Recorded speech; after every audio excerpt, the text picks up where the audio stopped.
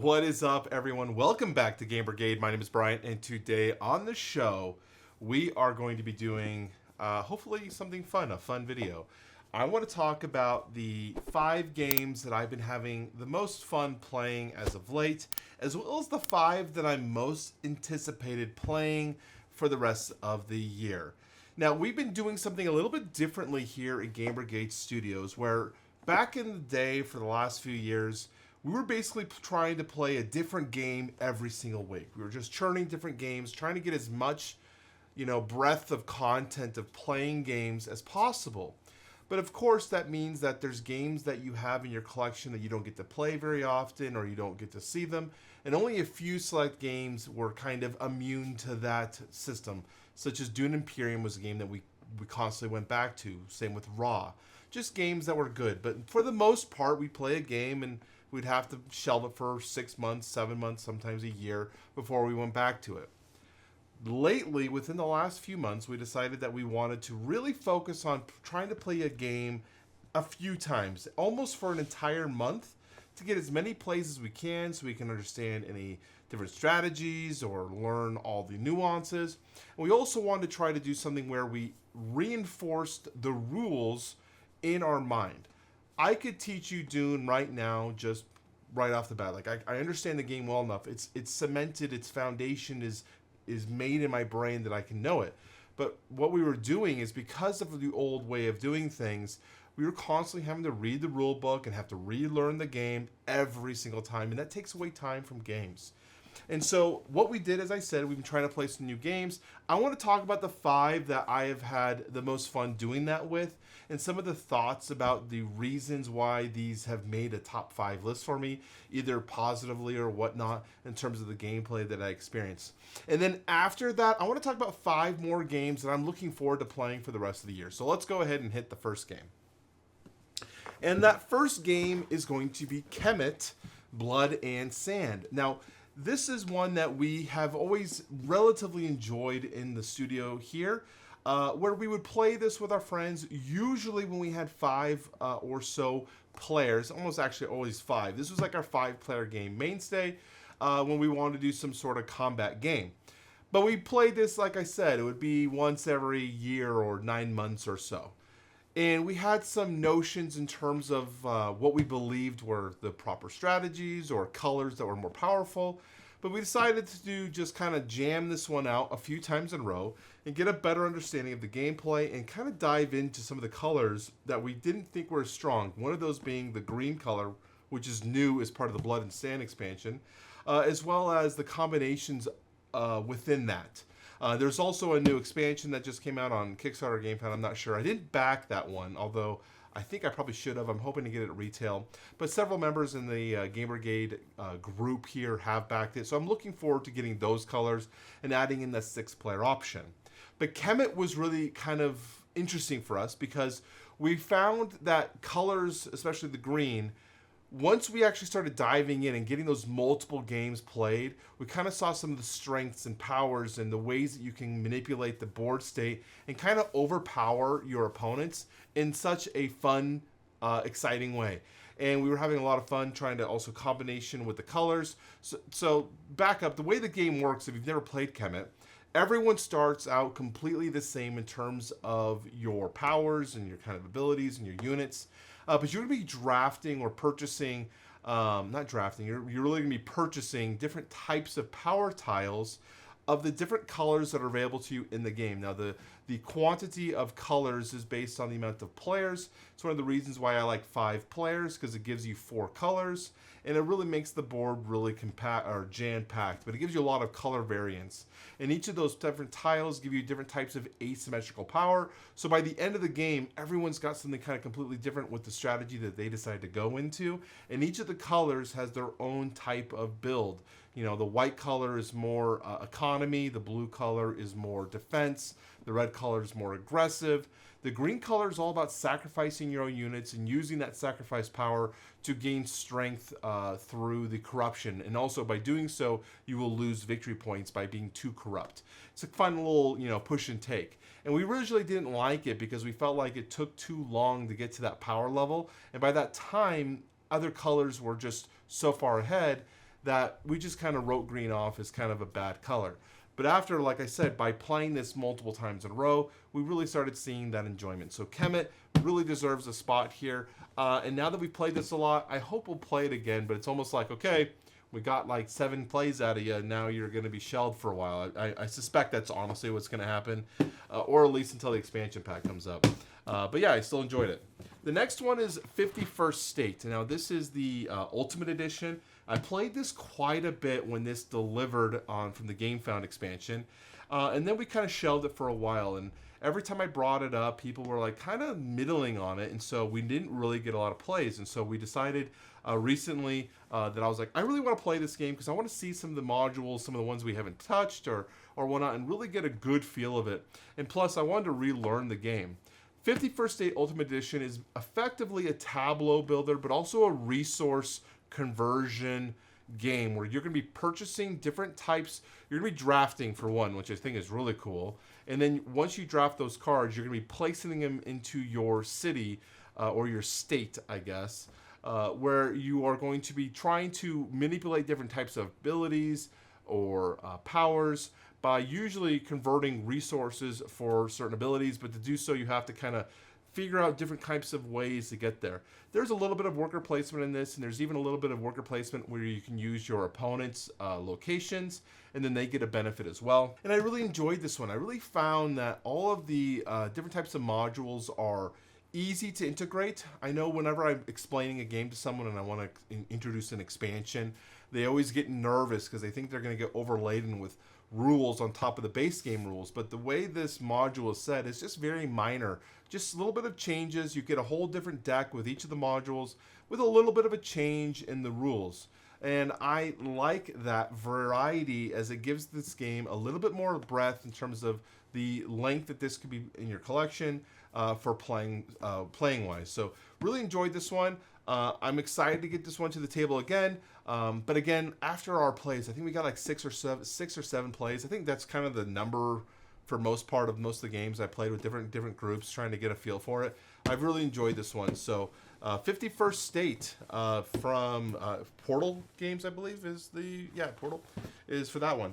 Next is the one that was a huge controversy when this originally came out, Arcs. And I even made a video because we had played several games of this one, and I was like, I'm not sure I'm seeing where all the hype is coming from. I made a video about that, and the reason I wanted to grind, and this is almost actually the reason we started doing this idea, because I just kept wanting to play Arcs because I just wanted to get a better feel for the game and understand if I was missing something or doing something different and get a feel for it. So that's kind of what started it. Now, I do enjoy Arcs. I do think it's overhyped. I don't think it's the greatest game of all time.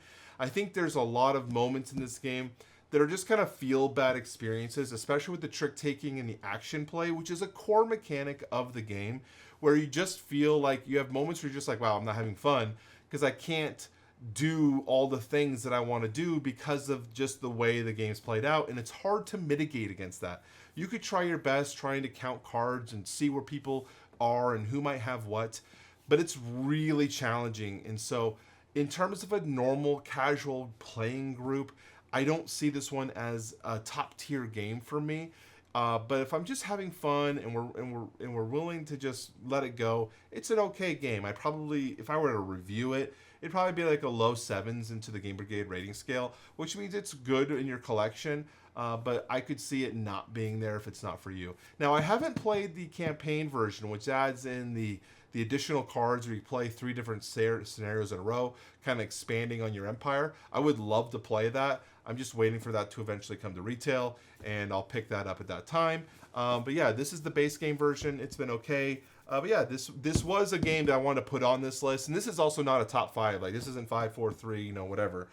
This is just the 5 that I've had the most fun playing, and I think the most fun came from this one was really learning the nuances of this game.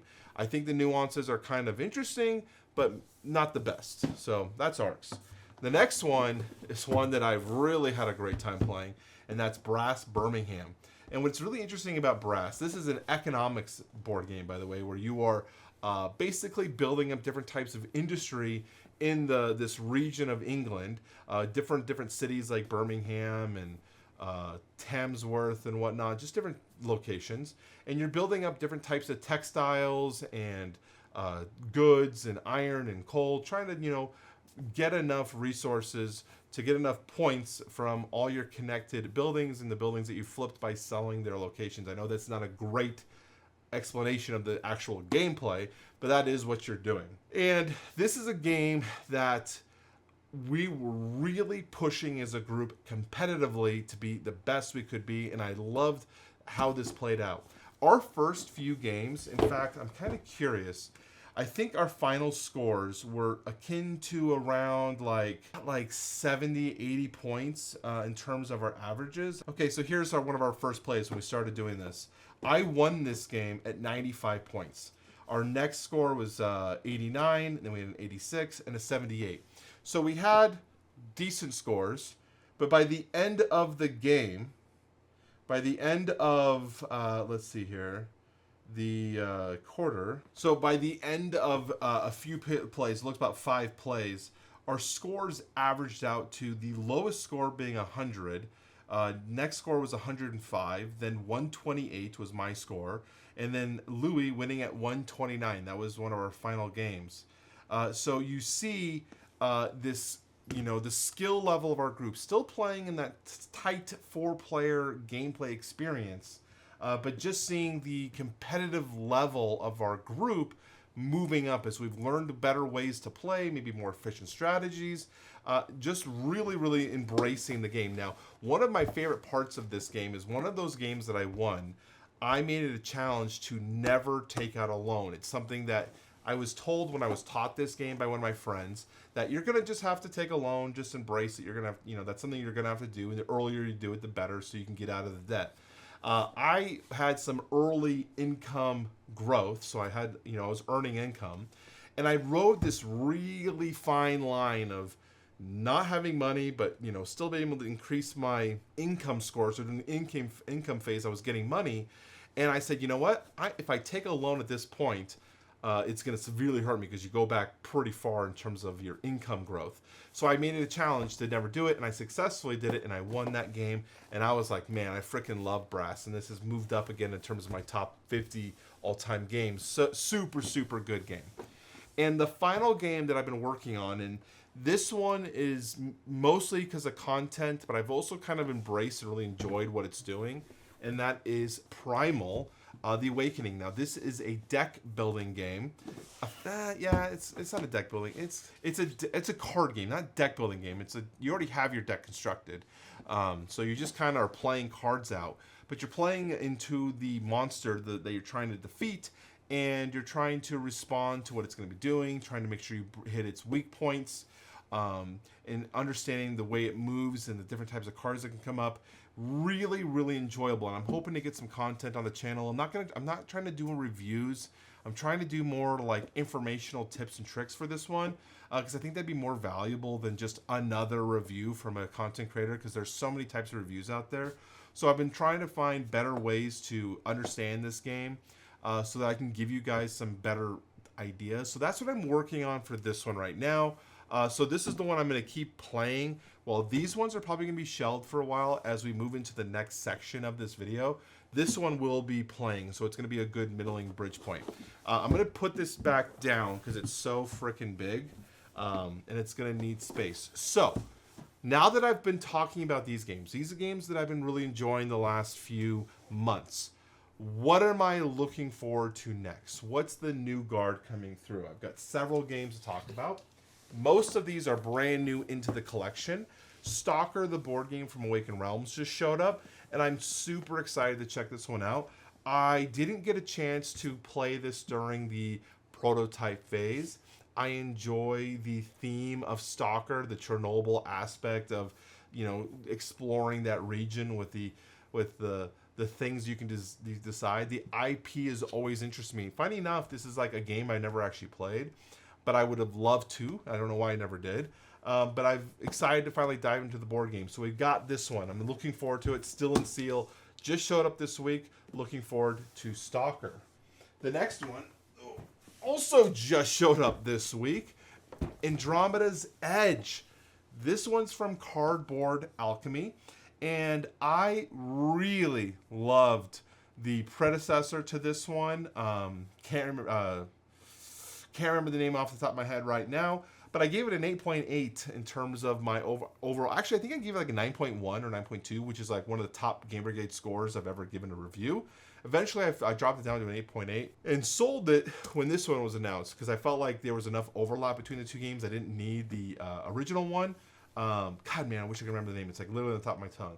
So this is what I'm really looking forward to getting. I love the cover on this one. It's a really big box, which stinks because I would love to have it displayed in my Kallaxes facing out because I love this cover. But you know what are they going to do? They keep making these huge boxes, and it makes the game so hard to display when you get to that point. So that's that one. Let's kind of move it out of the way because we need more room. Next is Earth Under Siege. Now, this just got delivered, and I believe they're going to be doing another campaign. So I really want to get this played and get as much information as I can about this one because I'd love to do some more content in the same realm of what I'm doing here with Primal. I would love to do with this one. I played this on TTS, so I've had some idea of how this game works, and I really enjoyed the TTS version, and now that it's finally here, I'm like, okay, I'm ready to dive in. Let's get this game played. So this is one I'm super excited for. So again, another in-sealed copy because all these games literally have just showed up, and they've been in shipping boxes, and we're like, okay, they're next. The next one has actually been here for a long time, and I love the franchise, and I just have not had a chance to learn the game to play it. And every time we've had 5-player games, I feel like this one would be a perfect fit, but we always just defaulted to Kemet that I pointed to over here, and I'm like, you know what? I think Rainbow Six, I've heard so many good things. This is from Mythic Games. I know you can have your opinion about Mythic Games. I have my opinions with them too. But this game I'm hyped for. I've heard incredible things about it, and I'm super excited to finally get this one to the table. I've got it fully organized. Everything should be good to go, so that it's going to be easy to actually get to the table. It's just about learning the rules. So that will be that one. In the final game, I've been so hyped for this one. Another huge box. And storing these games have been miserable. Axis and Allies, the Anniversary Edition. This one is from Renegade Games, Renegade Studios. And this game, Axis and Allies, is a game, guys, that I love. It's been a minute since I played this game. In fact, it might have been when I worked at GameStop the last time I played this game. And I haven't even played the Anniversary Edition. I played the base game of Axis and Allies. The Anniversary Edition includes one more playable faction plus China, who I believe is just controlled by the United States player. But this includes another Axis faction for Italy, so that there are 3 and 3. Now, I think we're still going to play this at 5 players, with whoever is playing Germans will also control the Italy faction.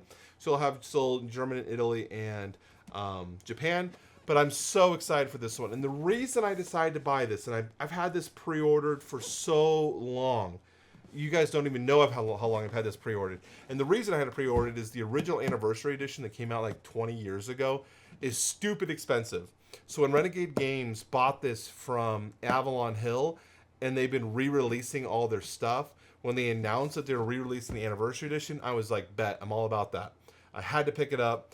Super excited. It's got some good storage boxes in here for each of the factions. I'm so looking forward to it.